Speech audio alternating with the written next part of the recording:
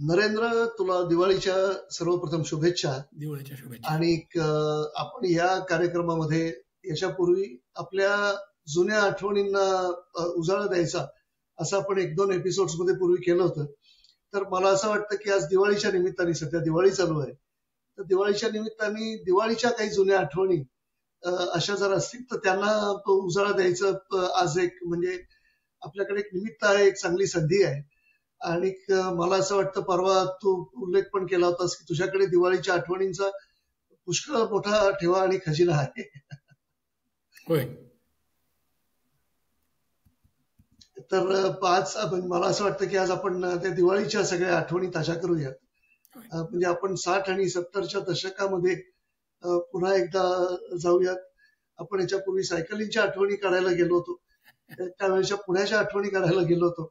आता दिवाळीच्या दिवसांच्या आठवणी आपण शाळेत असतानाच्या, कॉलेजमध्ये असतानाच्या त्या ताज्या करूयात. तुझ्या आठवणी तुमच्या अशा घराभोवतीच्या आहेत, नातेवाईकांच्या बरोबरच्या दिवाळीच्या आहेत, मित्रांच्या बरोबरच्या दिवाळीच्या, कशा प्रकारच्या जास्त करून तुझ्या? मुख्य आठवणी कुटुंब आणि आमचा वाडा आणि त्याच्या आजूबाजूचे एकदम वाडे सगळे याच्याशी निगडीत आहेत. नातेवाईकांशी कमी निगडीत आहेत, कारण दिवाळीला कसं आहे की त्या मुलांना पहिली गोष्ट आपापल्या मित्रांबरोबर खेळायची आणि संध्याकाळी ते फटाके उडवणं ही गोष्ट इतकी महत्वाची होती की नातेवाईकांकडे जाणं वगैरे हा म्हणजे वेळेचा अपव्यय वाटत होता. त्यामुळे सगळ्या आठवणी ह्या त्या घराभोवती, घराच्या आजूबाजूला वाड्यात खेळणं आणि फटाके उडवणं याच्याशी निगडीत आहेत. आमच्याकडे मला म्हणजे दिवाळीच्या मजेशीर आठवणी बऱ्याच आहेत. त्याच्यामध्ये एक मला गोष्ट नेहमी दिवाळीची आठवते की दिवाळीमध्ये आमच्याकडे नवीन कपडे शिवले जातात आणि त्याच्यामध्ये बरीच वर्ष आमच्या घरात असा पायंडा होता. आता तो योग्य की अयोग्य हे म्हणजे आता तिथे चर्चा करायचे दिवस गेलेले आहेत. पण मला एका दिवाळीला आठवतं जेव्हा मला थोडं थोडं समजायला लागलं होतं आणि मला आजी त्या आमच्या शिंप्याच्या दुकानात तुळशीबागेमध्ये एक जोगळेकर टेलर्स म्हणून होते, तर ते असं एक छोटीशी त्यांची टपरी होती आणि तिथे आम्हाला आजी घेऊन जायची, तिघा भावांना. आणि तिथे आजीनी त्यांना सांगितलं की यांना दिवाळीचे कपडे शिवायचे. तर दिवाळीचे कपडे म्हणजे मला हे लक्षात आल्यावर मला प्रचंड आनंद झाला की आपल्याला काहीतरी आता म्हणजे पुढच्या काही दिवसांमध्ये नवीन शर्ट चड्डी आपल्याला मिळणार.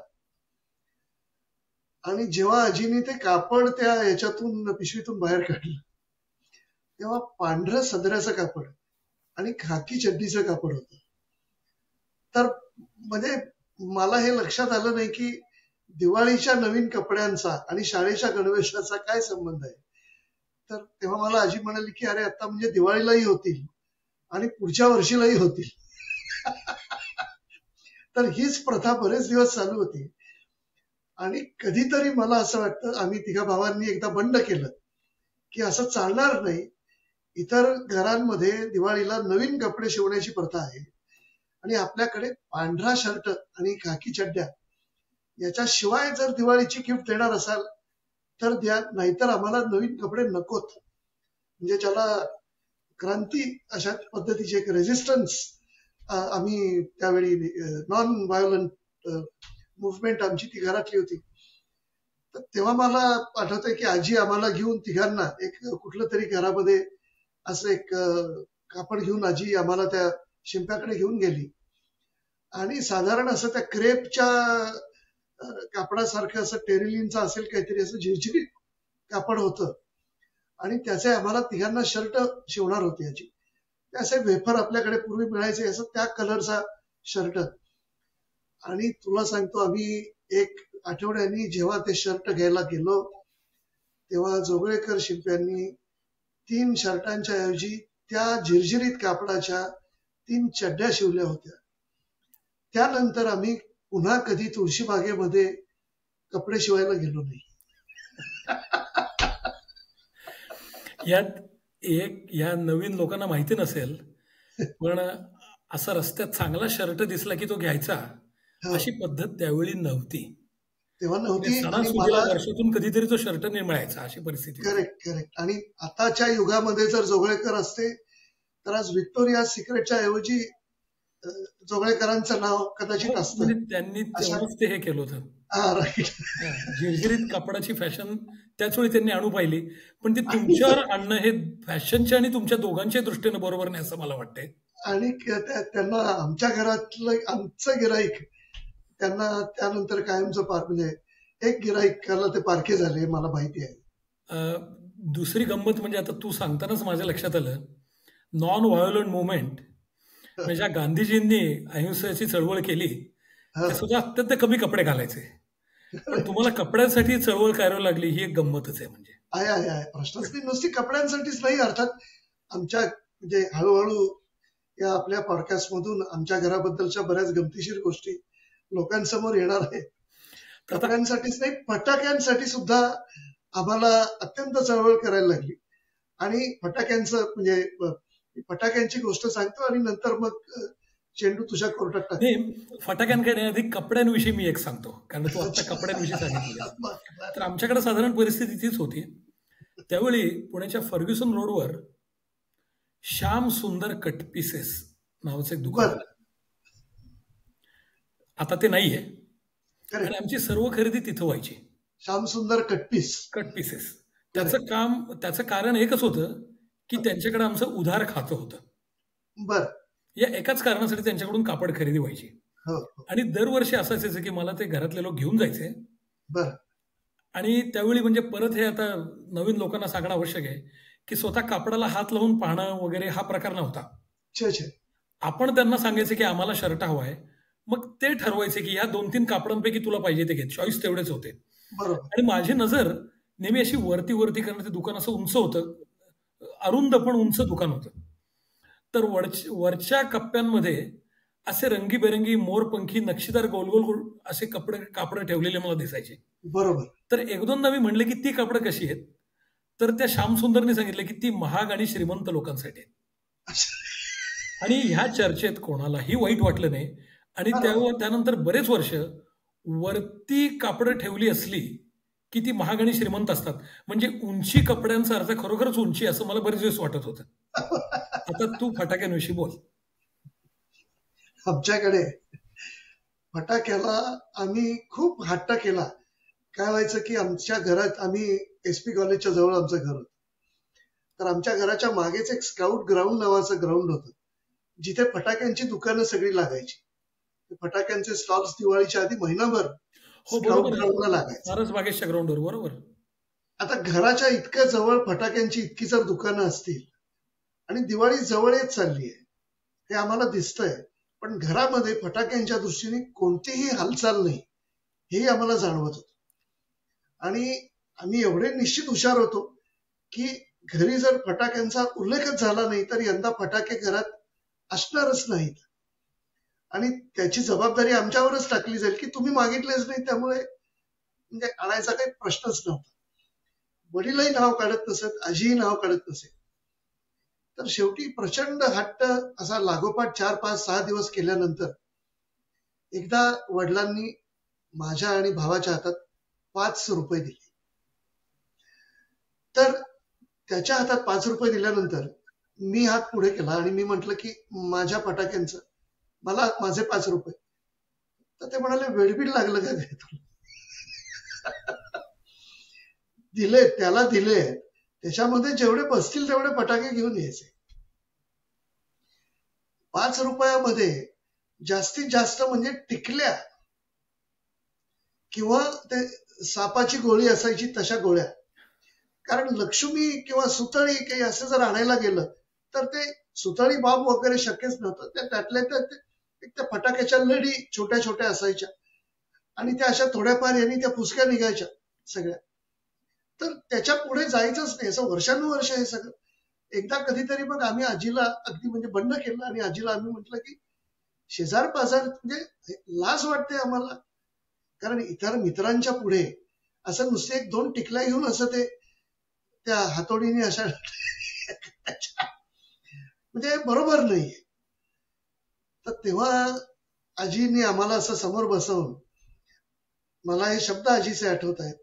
आजी म्हणाली, तो जंगलांमध्ये, आणि माझे वडील जिओलॉजिस्ट होते, जंगलांमध्ये आणि डोंगरावर फिरून उन्हातानामध्ये तो कष्ट करतो आणि तुम्ही नालायक मुलं नुसता त्याच्या पैशाचा धूर करता.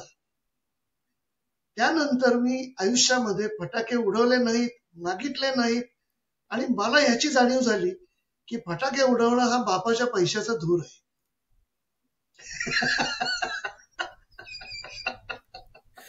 तरी बरं सिगरेट वगैरे तू ओढच नाहीस, नाहीतर नाही तो तर म्हणजे ते फारच लांबच्या गोष्टी होत्या. अर्थात उदबत्ती हाय, मग तसं पैशाचा धूरच म्हणायला पाहिजे. बरोबरच. ते तेवढा आजी पुढे बोलण्याची आमची छाती नव्हती. फटाक्याविषयीच्या आता माझ्या गोष्टी सांगतो आणि पहिल्यांदा सांगतो की फटाके उडवण्याचं माझं जे आकर्षण आहे ते अजून अत्यंत कायम आहे.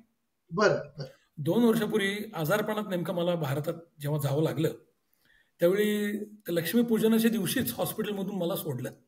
बरं तो नेमका दिवस लक्ष्मीपूजनच होता आणि मग घरी मी थोडी पूजा सांगितली ऍक्च्युली. अच्छा आणि नंतर म्हणलं की घरातले ते पुतण्या होत्या त्यांना म्हणलं जाऊन फटाके विकत आणायचे. आणि हे 2 वर्षापूर्वी आम्ही जाऊन भरपूर फटाके विकत आणले आणि त्यातले बरेचसे मी उडवले. आणि लोक म्हणाले की आत्ताच तब्येत आजारातून उठलेले असं फटाके वगैरे नथिंग डुईंग. म्हटलं मी फटाके उडवायला इथं आलेले बऱ्याच वर्षांनी, तर त्याची आवड माझी अत्यंत अजून कायम आहे. फटाक्यांच्या काही गोष्टी सांगतो. आमच्याकडं म्हणजे साधारण प्रोटोकॉल असा, एक तर एक ते बाकीच्या मित्रांचं जसं तू म्हणलास की त्यांच्यासमोर लाज वाटते, तर प्रत्येक जण विचारते की तुम्ही किती रुपयांचे फटाके आणलेत. आणि ह्या चर्चेमध्ये कोणाला काही वावगं वाटायचं नाही. मग आम्ही 5, कोणी 17 रुपयाचे आणले, कोणी 22 रुपयाचे आणले वगैरे, अशी ती चर्चा व्हायची. तर साधारण प्रोटोकॉल असा की सुरुवात टिकल्यांनी करायची, त्याच्या हातोडीने एक एक टिकली वाजवायची. मग त्याचा कंटाळा आला की 3-4 टिकल्या एकदम ठेवून मोठा आवाज काढायचा. तर त्या कधी कधी टिकल्यांपेक्षा फरशा फुटण्याचे आवाज जास्त व्हायचे आणि त्यातून जी भांडणं व्हायची त्यांचे आवाज त्याहून जास्त व्हायचे. हे एक. मग त्याच्या पुढची पायरी म्हणजे ते लवंगी फटाके. आता हल्ली सगळे फटाके बदललेत मला माहिती आहे, पण लवंगी फटाके, आणि ती एका वेळी एक म्हणजे ती एक तिची माळ असते, त्यात असे भरपूर फटाके असतात, 50-75 तरी असतील. तो एक एक उडवत एक 20-25 मिनिटं त्यात जायची. मग एखादा लक्ष्मी फटाका वगैरे उडवला आणि शेवटी तो चौकोनी ॲटम बॉम्ब ज्याला म्हणतात तो एंडला म्हणजे सगळ्यात कांठाळ वाजवणारा. आता त्यात क्रिएटिव्हिटी काय व्हायची की त्या चौकोनी ॲटम बॉम्बवर पत्र्याची डबा वगैरे ठेवायचे. म्हणजे या गोष्टी खरं म्हणजे अत्यंत धोकादायक आहेत. आणि तो डबा ठेवून तो स्फोट झाला की खरोखर बॉम्बचा स्फोट व्हावा ना, तसं तो अत्यंत तापलेला वेडावाकडा डबा कुठेही जाऊन उडून पडायचा. यानंतर आम्ही अजून फटाक्यांच्या बाबतीत काही क्रिएटिव्ह गोष्टी केल्या त्या अशा. तो आमचा जंगली महाराजवर 80 फीट होता आणि रात्री 10-11 नंतर बऱ्यापैकी तिथं सुमसम व्हायचं. ते जे भुईचक्र आहे ते व्हर्टिकली उभं करायचं रस्त्याच्या मध्यभागी. म्हणजे त्याला 2 बाजूनी ते पुठ्ठ्याचं काहीतरी ठेवून त्यांच्या खाचेत मध्ये ते उभं करायचं आणि त्याला आग लावली की त्या सेंट्रीफ्युगल फोर्सने, अरे ते जंगली महाराज म्हणजे मॉडर्न हायस्कूल पासून खरोखर झाशीच्या राणीचा पुतळा आहे त्याच्या पलीकडे ते गरगर फिरत जायचं आणि रस्ता म्हणजे त्या सेंट्रीफ्युगल फोर्सने ते खाली पडायचं नाही. हा एक उद्योग केला होता. दुसरा उद्योग त्या हारीनी, त्याची डोके असलं त्याचं विचित्र चालायचं. 2 बाण एकदम उडवले तर फार उंच जातील असा विचार होता. म्हणून एकाला 2 बाण बांधले, म्हणजे एका बाणाच्या वर दुसरा बाण दोऱ्याने बांधला आणि दोघांना एकदम काडी लावली. याचा प्रॉब्लेम काय झाला सांगतो. 2-3 फूट ते वर उडाल्यावर त्यांचं वेट इम्बॅलन्स्ड असल्यामुळं खालच्या बाणाच्या वजनानं वरचा बाण तिरका झाला आणि तो वर न जाता दोन्ही बाण आमच्याच शेजाऱ्यांच्या खिडकीतून त्यांच्या घरात घुसले. आणि ते स्फोटाचे म्हणजे बॉम्बचे रॉकेट बॉम्ब होते ते, त्यामुळे दोन्ही आत घुसून स्फोट झाला. म्हणजे अत्यंत डेंजरस गोष्टी होत्या. तर कोणीतरी म्हणलं की अरे हा उद्योग तुम्हाला करायला कोणी सांगितला होता. आणि सापाची गोळी म्हणजे ह्या लोकांना माहिती नसेल हल्ली, कार्बन डायऑक्साईड सुद्धा नाही, कार्बन मोनॉक्साईड आहे. म्हणजे डायरेक्ट म्हणजे 500 सिगरेट ओढल्याचं पुण्य ते एका सापाच्या गोळीत आहे. तिचा जो काळा धूर व्हायचा तो म्हणजे असा असमंतात पसरायचा आणि त्याच्यात म्हणजे इतका अगली फटाका मी दुसरा पाहिलेला आहे, पण त्यात ती मजा यायची. म्हणजे आमचं तसं घर भाड्याने होतं आणि आम्हाला आणखीन एक अडचण या आमच्या फटाके वाजवण्यामध्ये अशी होती की आमचे जे घर मालक होते तेव्हाचे, तर त्यांना एकंदरीतच भाडेकरू आणि घर मालक हे म्हणजे प्रचंड एक शत्रुत्व तेव्हा पहिल्यापासून होतं. त्यांच्या मनात कायम अशी भावना होती की यांचं भाडं फार कमी आहे. आमच्या मनात कायम अशी भावना होती की आम्ही यांना फार जास्त भाडं देतोय. तर त्यांनी ते परवानगी द्यायचे फटाके वाजवायला अंगणामध्ये, पण त्यांनी सांगितलं होतं की फरशांना काही डाग पडले नाही पाहिजे. फरशांना डाग पडले नाही पाहिजे, त्यामुळे तुम्ही भुईचक्र लावू शकायचं नाही, सापाची गोळी लावू शकायचा नाही. आणि तिथे दुसऱ्या दिवशी सकाळी ते मालक किंवा मालकांची मुलं येऊन कुठे फटाक्याचे डाग दिसतायत का बघायचे. नाही ते ऑडिटर तपासायला यायचे ते. आणि तसे जर दिसले तर आम्हाला किंवा म्हणजे आमच्या आजीकडे तक्रार करायचे की मुलांना सांगा की ते सगळे पुसून काढा. बरं, ते डाग अरे कधी जात नाही, शक्यच नाही. त्यामुळे या सगळ्या म्हणजे आम्हाला तर ते बली प्रतिपदेला वामनाने बलीच्या डोक्यावर पाय दिला, तसं त्या मालकाच्या डोक्यावर पाय कधी देतो आणि त्याला पाताळामध्ये काढून टाकतोय, अशी आम्हाला स्वप्न पडायची. आणि कधी म्हणजे हा जो काही अन्याय आहे की लोक फटाके एकतर आणून देत नाही, एखादे आणले तर कोणी वाजवू देत नाही, हा काय प्रॉब्लेम काय आहे जगाचा. बरं, बाकी सुद्धा सगळा आनंदी आनंदच आहे. आता लक्ष्मीपूजन आमच्याकडे रोजच आपल्याकडे शुभंकरोतीला घरातली लक्ष्मी घरात राहो आणि बाहेरची लक्ष्मी घरात येवो, अशा ओळी आम्ही म्हणायचो. हे कसं काय म्हणजे कोणाला ऐकू गेलं नाही. एक लहान मुलांची प्रार्थना आणि तेव्हा म्हणजे लहानपण सगळं या प्रार्थनेमध्ये गेलं, पण अजून मोठेपणी अजून सुद्धा ती प्रार्थना कोणाला ऐकू गेली नाही.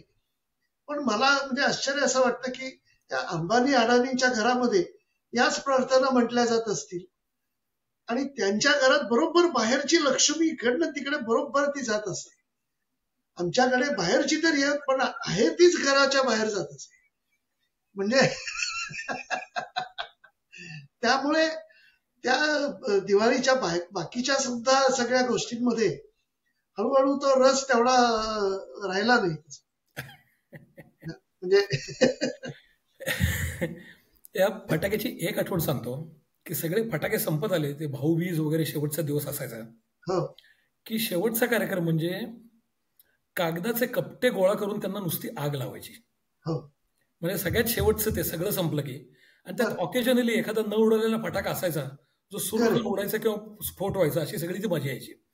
त्यात एका वर्षी मला आठवत आहे की ते दगडी झाडं, त्याला दगडी झाडं म्हणायचे, म्हणजे ते काय तुमचे फक्त ते फार म्हणजे नारळ एवढ्या आकाराचे ते विकायला आले होते पुण्यामध्ये. आम्ही त्या सारसबागेचे तिथूनच आणले ते, आणि त्याला एकेकाला पैसे खूप जास्त पडत होते त्यावेळी. तर आम्ही काय ठरवलं की इतर 4 फटाके कमी आणले तरी चालतील, पण ते नारळाच्या आकाराचं ते फुलझाड, ते भुईनोळा, तो आणायचा आणि शेवटच्या दिवशी तो उडवायचा. बरं, तो आणल्यावर आम्ही सगळ्यांकडे जाहिरात केली की अत्यंत मोठं झाड आम्ही आणलेलं आहे, आणि शेवटच्या दिवशी ते उडवायचं ठरवलं. सगळी आग वगैरे पेटून झाल्यावर लास्ट म्हणजे तर ते झाड आम्ही तिथे ठेवलं.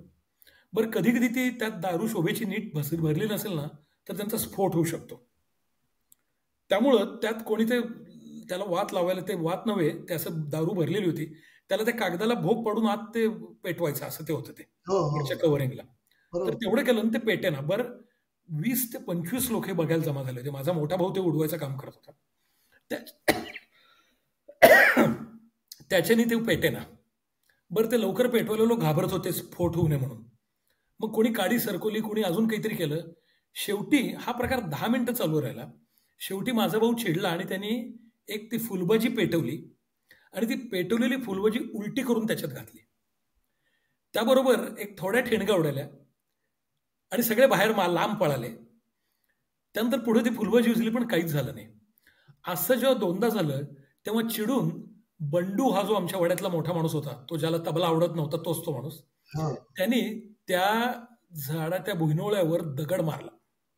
बरं, तो दगड मारल्यावर तो नारळासारखा फुटला आणि आत फक्त माती होती.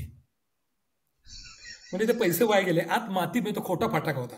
अच्छा. फक्त आता गंमत सांगतो, 2 मिनिटं सगळ्यांच्या आनंदावर अगदी विरजण पडलं आणि सगळं झाल्यावर एक जण म्हणाला, तो आमच्या शंभू नावाचा एक माणूस राहायचा वरच्या मजल्यावर, तो म्हणाला, माती होती त्या मनानं हा बराच उडाला असं म्हणायला हरकत नाही. म्हणजे काय ऑप्टिमिझम आहे. आम्ही इतके हसलो, त्या मनानं बरीच मजा आली आणि मजा आली हे मात्र खरं होतं. कमाल आहे, कमाल आहे, कमाल आहे, कमाल आहे. याचे मला म्हणजे दिवाळीच्या बाकीच्या याच्यामध्ये आम्ही किल्ला मात्र आम्ही करू शकायचो. किल्ला हा मोठा विषय. कारण किल्ला करायला फारसे पैसे लागायचे नाही. माती असली की झालं आणि ते असे मातीचे मावळ्यांचे छोटे छोटे पुतळे असायचे. तर ते आमच्याकडे जुने कुठले तरी पडलेले होते पूर्वीचे. तर त्याला रंगबिंग असं काहीतरी घरातल्याच त्या जुन्या ह्यांनी देऊन मग आम्ही ते तयार करायचो आणि त्या किल्ल्यांचं सगळं स्वरूप एकच असायचं. त्याच्यामध्ये गहू लावायचा म्हणजे त्या तिथे छान असं ते हिरवागार तो सह्याद्रीचा एखादा किल्ला असल्यासारखा दिसतो. आणि मग त्या किल्ल्याच्या तिथे मावळे असे कुठेही, इकडे मावळे तिकडे लोहगावचा विमानतळ, पलीकडे अजून काहीतरी मरीन ड्राईव्ह, हे सगळं एकत्र त्या किल्ल्यात असायचं. आणि त्याच्यातनं मग त्या विमान वर उडतंय वगैरे, इकडून बोटी चालल्या आहेत, तिकडून छत्रपती शिवाजी महाराज त्या गडावरून रायगडावरून खाली येत आहेत आणि मावळ्यांना काहीतरी सांगतायत. आणि मग त्या किल्ल्याची एक कॉमेंटरी असायची. तर त्यावेळी मला म्हणजे एक आठवणीमधली गोष्ट म्हणजे आमच्या कॉलनीमध्ये अशी खूप रसिक मंडळी होती की ती किल्ले बघायला यायची, लहान मुलांनी केलेले किल्ले बघायला. आणि त्यावेळी आम्हाला बक्षिसं मिळायची. आणि म्हणजे माझ्या आठवणीतली एक फार मोलाची आठवण म्हणजे आमच्या शेजारचे डॉक्टर भिडे म्हणून आमच्या शेजारी जे होते, तर त्यांनी एकदा आमचा किल्ला बघायला आले आणि किल्ल्याची माझी कॉमेंटरी त्यांना आवडल्यामुळे त्यांनी मला तिथल्या तिथे 20 रुपयाचं रोख बक्षीस. अरे वा. अर्थातच ते बक्षीस माझ्या मोठ्या भावांनी काढून घेतलं आणि त्याचे फटाके उडवले, ते सांगायला नको. पण म्हणजे अशा फार मजेच्या वेगवेगळ्या गोष्टी या निमित्ताने तेव्हा घडायच्या. किल्ल्याची माझी आठवण म्हणजे तू म्हणला तसंच सगळं अगदी बरोबर आहे. आम्ही ते हाळीव पेरायचो त्याच्यावर, हाळीव. हो ते पटकन उगवायचं. बरोबर. आणि मग त्यात ते शिवाजी महाराजांचं सैन्य कुठलं आणि शत्रू सैन्य कुठलं हे आम्हीच ठरवायचो. तर काही वेळा ते ऑब्व्हियस असायचं, असे ते रंग भगवा रंग वगैरे अशावरून ते ऑब्व्हियस असायचं, काही वेळा ते नसायचं. तर आम्हीच मनाने ते कोण आपले कोण शत्रूचे असं ठरवायचो. आणि ते वरती किल्ल्याच्या वर तो सगळ्यात जो बाले किल्ला किंवा काय जे तो प्लॅटफॉर्म आहे, तिथं असे मातीचे त्या ग्लासमधून माती चिखल उलटा पाडून त्याचे बुरुज तयार करायचे आणि त्याच्यामध्ये ते सिंहासनावर महाराज बसलेले आणि ते प्रोटेक्टेड, म्हणजे ते पडता कामा नये असं. आणि ते सगळं व्यवस्थित होतं. आणि तो आमचा किल्ला तो बाहेरच होता अंगणामध्ये. तर एका वर्षी मला आठवतंय, आणि सकाळी उठून पहिलं ते फटाके लावण्याच्या आधी तो किल्ला कसा आहे ते बघायचं. त्यात पाण्याचा तलाव वगैरे देखील एखादी मोठ आम्ही तयार करायचो. एका दिवशी सकाळी आम्ही सगळे मित्र बघायला गेलो तर महाराज सगळं काही खाली पडलं होतं. सर्व मावळे, आपले, शत्रूचे, महाराज सगळं काही खाली पडलं होतं. आणि हा काय प्रकार आहे, म्हणजे असं का झालं असेल असं बघायला गेलो तर त्या 4 बुरुजांच्या मध्ये जे मध्यवर्ती ठिकाण होतं तिथं आमचं मांजर झोपलं होतं. अरे आणि त्यामुळं ते सगळं सैन्य खाली पडलं होतं. म्हणजे त्या दिवशी ते किल्ला त्या मांजराने ताब्यात घेतला. मग तिथून पुढे त्याला त्या किल्ल्यात शिरून देणं हे एक अवघडच काम होतं. पण अशी ती गंमत त्या वर्षी झाली. भारी भारी भारी. त्या अजून तेव्हाच्या फराळाच्या पण बऱ्याच आठवणी. फराळ मात्र मला एवढं आठवतंय की फराळ त्यावेळी सगळा हा घरातच केला जायचा. अगदी खरं. आणि आमच्याकडे असं बाहेरून फराळ विकत आणण्याची तेव्हा कुणाकडेच पद्धत नव्हती. आणि अगदी प्रत्येक गोष्ट फराळाची घरातच केली जायची. अनारशापासून चकली काय, करंजी काय, प्रत्येक गोष्ट. आणि मग वेगवेगळ्या लोकांच्या घरच्या फराळांचे त्यांच्या चवी वेगवेगळ्या असायच्या. एखाद्या काकीची चकली फार छान होते, एखाद्या मामीकडचे अनारसे छान होतात. असं ते दरवेळी एक वेगळं एक छान त्याच्यामध्ये त्या वातावरणातला भाग असायचा. आणि मला आता तर माहितीये की आता घरी फारशी मंडळी कोणी घरात फराळ करत नाही. सगळे आपण बाहेरनं आता आणण्याची पद्धत आहे. कदाचित याच्या पुढे अजून काही वर्षांनी लोक एकमेकांना मोबाईलवर बारकोड पाठवतील फक्त की जा तिकडे जाऊन कुठेतरी फराळ खाऊन या. तो प्रत्यक्ष अगदी चितळ्यांकडनं जाऊन आणायची पण काही गरज नाही. असंही होऊ शकेल. हे सगळं आता ते पद्धत सगळी बदलत चालली आहे.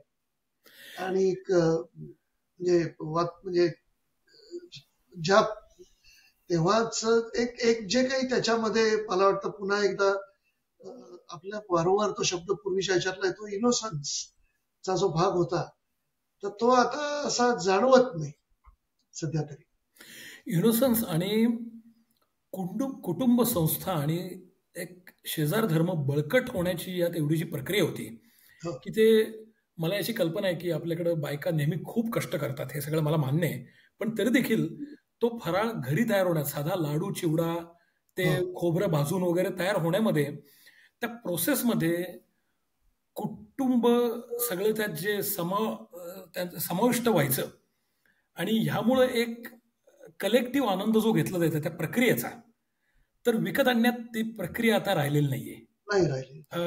हा थोडा त्यातला भाग आहे. पण मला आठवतंय, म्हणजे अगदी पटकन सांगायचं झालं तर ती साधारण दिवाळीच्या दिवसातली दिनचर्या अशी असायची. आणि याचा आत्ता जिथं मी आहे त्याच्याशी काय रेलेव्हन्स आहे मी एका मिनिटात सांगतो. पण सकाळी असं 5:30-6ला उठायचं, कारण पहिला फटाका कोण वाजवते हा एक मानदंडाचा विषय होता. आणि ती आंघोळ करायची उठणं किंवा तेल वगैरे लावून. त्यावेळी घरातल्या रेडिओवर तो दिवस असेल त्या दिवसाचं कीर्तन किंवा आख्यान लावलं जायचं.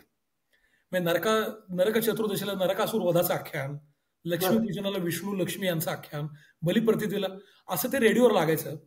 आणि त्याच्या पार्श्वभूमीवर सकाळी 1 तास 1.5 तास ते थोडेफार फटाके उडवायचे.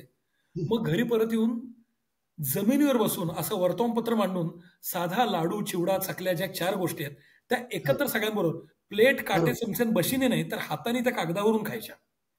मग दिवसभर आमच्याकडे शास्त्रीय संगीताचं वातावरण होतं, त्यामुळे मैफल तबला लोक भेटायला यायचे, नवीन कपडे घालायचे. आणि मला आठवतंय दरवर्षी नरक चतुर्दशीला पुण्याच्या शनिवार वाड्यावर ब्रह्मचैतन्य धुंडा महाराज देगलूरकर, म्हणजे एवढ्या रसाळ वाणीमधलं कीर्तन करणार माणूस मी आयुष्यात कधी ऐकलेलं नाहीये. ते संस्कृतचे पंडित होते, व्याकरण आणि साहित्याचे पंडित होते, गायन अनेक वर्ष शिकलेले होते आणि त्यांच्या जिभेवर सरस्वती होती. तर मला आठवतंय की शनिवारवाड्याच्या पटांगणात सकाळी 6:30ला त्यांचं कीर्तन सुरू व्हायचं. आणि असे 10-15 हजार लोक त्या काळात यायचे. आणि त्यांची भाषा म्हणजे एखाद्या संगीताच्या मैफलीला जाऊन यावं असं ते तासभर कीर्तन करायचं. आणि एका वर्षी मला आठवतंय की ते म्हणाले की भगवान श्रीकृष्णांपेक्षा आपण अर्जुनाचे उपकार मानले पाहिजेत, कारण अर्जुन हा एका संभ्रमित माणसाचं प्रतिनिधी आहे आणि तुम्ही आम्ही सगळे त्या अर्थानं अर्जुनाचे ऋणी आहोत, कारण आमच्यातर्फे अध्यात्म आणि मानवी प्रगतीविषयी असणारे जे प्रश्न आहेत ते भगवंताला शरण जाऊन त्यांनी विचारले. आणि म्हणून हे गीतेचं तत्वज्ञान आपल्याला लाभलं. तर आपल्या मनात प्रत्येकामध्ये जो अर्जुन आहे त्याला आपण साक्षी राहा, अशा प्रकारचे. ते मी खूप लहान होतो पण मला हे शब्द म्हणजे माणसाच्या मनावर जे संस्कार छोटे छोटे घडतात त्या अशा गोष्टी म्हणजे अशा 40-50 वर्षानंतर देखील लक्षात राहाव्यात अशा गोष्टी. तर मग ते कीर्तन ऐकायचं, दुपारी फराळ वगैरे काय जे असेल तर मग थोडं झोप काढायची किंवा इकडे तिकडे हिंडून यायचं, सायकली चालवायच्या, कधी कधी सिंहगडावर आम्ही जाऊन यायचो. आणि संध्याकाळी पुन्हा त्या पणत्या, सुंदर पणत्या लावायच्या, मातीच्या पणत्या तेल लावून. आणि मग लक्ष्मीपूजन असेल तर लक्ष्मीपूजन करायचं, बाकी घरातले लोक यायचे, अजून कोणी व्हायोलिन तबला काहीतरी वाजवायचं. परत संध्याकाळी परत ते आकाशकंदील तयार केलेल्या असायच्या घरी. त्या आकाशकंदिलाच्या काठ्यांनी पतंगाचे कागद लावून सुंदर आत दिवा लावायचा, त्याच्या झिरमोळ्या खालपर्यंत यायच्या. असे सगळी ती 4 दिवसांची जी दिनचर्या होती त्यात संस्कारांच्या दृष्टीनं आणि मनाच्या एक शांतता आणि आनंदाच्या दृष्टीनं फार ते महत्वाचे त्या गोष्टी होत्या. कमाल आहे, कमाल आहे, कमाल आहे. आमच्या शाळेतून या दिवाळीच्या दिवसांमध्ये टाटा साबण विक्री स्पर्धा म्हणून एक स्पर्धा असायची. आणि याच्यामध्ये शाळेतल्या मुलांमधली उद्योजकता वाढवण्यासाठी, त्यांच्यामध्ये ज्याला आपण आता एंटरप्रेन्योरशिप वगैरे असे अवघड अवघड शब्द लोक वापरतात, तर ते जागृत करण्यासाठी त्याच्यामध्ये तेव्हापासून ती स्पर्धा आमच्या शाळेमध्ये नूतन मराठीमध्ये असायची. आणि त्या मला वाटतं या टाटा उद्योग समूहातर्फेच मुलांना असं ज्यांनी भाग घेतलाय तर त्यांना त्याच्यामध्ये साबण, वेगवेगळी तेल, शॅम्पू, अशा गृहोपयोगी काही काही वस्तू असायच्या घरात वापरायला, विशेषतः दिवाळीच्या दृष्टीने उटणी असायची काही. तर हे सगळं मुलांना ते द्यायचे आणि ते घरी आणायचं आणि दिवाळीच्या सुट्टीत ते विकायचं. आणि जो कोणी विद्यार्थी सगळ्यात जास्त विक्री करून दाखवेल आणि घरोघरी जाऊन मुलांनी प्रत्यक्ष दार ठोठावून वगैरे लोकांना विकायचं, पुण्यातल्या लोकांना. तर त्याच्यामध्ये माझ्याहून मोठा भाऊ जो त्यांनी भाग घेतला होता आणि त्याला पुढे त्याचं बक्षीसही मिळालं. पण त्याच्याबरोबर त्या पिशव्या उचलायला वगैरे बऱ्याचदा मीही जात असे. आणि बऱ्याचदा असं म्हणजे त्याच्या दोन छोटी मुलं आहेत आणि मग त्या असं दोन छोट्या मुलांकडे बघून ज्या घरांमध्ये आम्ही जायचो दार ठोठावून, तर त्यांच्यामधली कणव जागी होऊन त्यांनी काही आमच्याकडच्या वस्तू विकत घ्याव्यात असं पण आमचं थोडंसं कुठेतरी आम्हाला ते वाटायचं. तर मला त्यातली एक आठवण म्हणजे आमच्याच विजयनगर कॉलनीमधल्या एका घरामध्ये जेव्हा आम्ही गेलो होतो तेव्हा ते सगळे काय पक्के पुणेरीच मंडळी होती तशी. तर त्यांनी ते आम्हाला आत वगैरे बोलवायचे, बऱ्याचदा आम्ही बाहेरच उभे असायचो. तर एकदा त्या घरातल्या ज्या गृहिणी होत्या तर त्यांना माझा भाऊ काय काय वस्तू विक्रीला आहेत याची यादी दाखवत होता की आमच्याकडे अमुक तेल आहे, अमुक उटणी आहेत, अमुक साबण आहे. तर तेव्हा ते जे गृहस्थ होते घरातले, गृह प्रमुख जे होते, तर ते मला म्हणाले की काय रे बाळ, तू कितवीत आहेस, कितवीत तू वगैरे. तर मी म्हटलं मी 5वीत आहे. अच्छा, किती मार्क पडले गेल्या वर्षी वगैरे असे ते आपल्याकडे नेहमीचे प्रश्न असतात. तर थोड्या वेळाने मला म्हणाले की हो का, आणि मला खरे मार्क खूप चांगले, म्हणजे मी त्यांना, मला आठवतंय की मी तेच विचारतो त्यांना मार्क सांगितलेस की चौथीतले, तेव्हा सुद्धा मी असं त्यांना काहीतरी सांगितलं असेल की काहीतरी 88% मिळाले, 87% मिळाले. तर ते मला म्हणाले हो का, म्हणजे असं थोडस उपहासाने म्हणाले, कारण त्यांना खात्रीने असं वाटलं असेल की हा तर थापाड्या दिसतोय. ते मला म्हणाले अभ्यास कर बाबा, नाहीतर आयुष्यात पुढे तुझ्यावर तेल विकायचीच पाळी येईल बरं.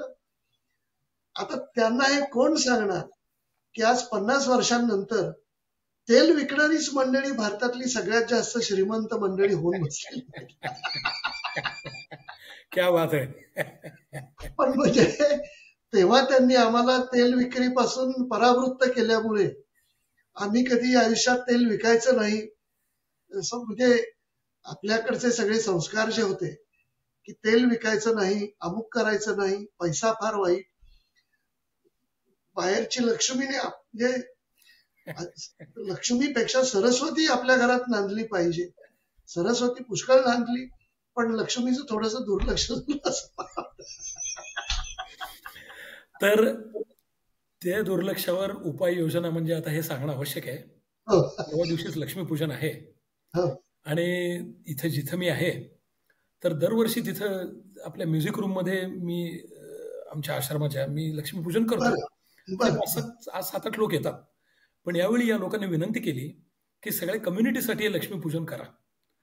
त्यामुळे ते जे ध्यानधारणा सभागृह आहे तिथं लक्ष्मीची मूर्ती आणून परवा दिवशी लक्ष्मीपूजन करणार आहे. उद्या शहरात जाणार आहे आणि कमळाचं फूल आणि इतर काही सुपाऱ्या वगैरे जे साहित्य लागतं ते सगळं विकत घेणार आहे. आणि तो बहुतेक ते स्ट्रीम देखील करणार आहेत, तो लाईव्ह व्हिडिओ. पण अर्ध्या पाऊण तासाचा तो कार्यक्रम आहे आणि विधिवत प्रतिष्ठा आणि संस्कृत मंत्र जे आहेत लक्ष्मीपूजनाचे आधी गणेशनी सुरुवात करून, तर लोक म्हणाले की सगळ्या कम्युनिटीला हे ऐकायला खूप आवडेल. तर परवा दिवशी ते करणार आहे. Excellent excellent. त्याची लिंक आपण लाईव्ह लिंक आपल्या डिस्क्रिप्शन मध्ये नंतर जरूर टाकू. ठीक आहे, पुन्हा भेटूया.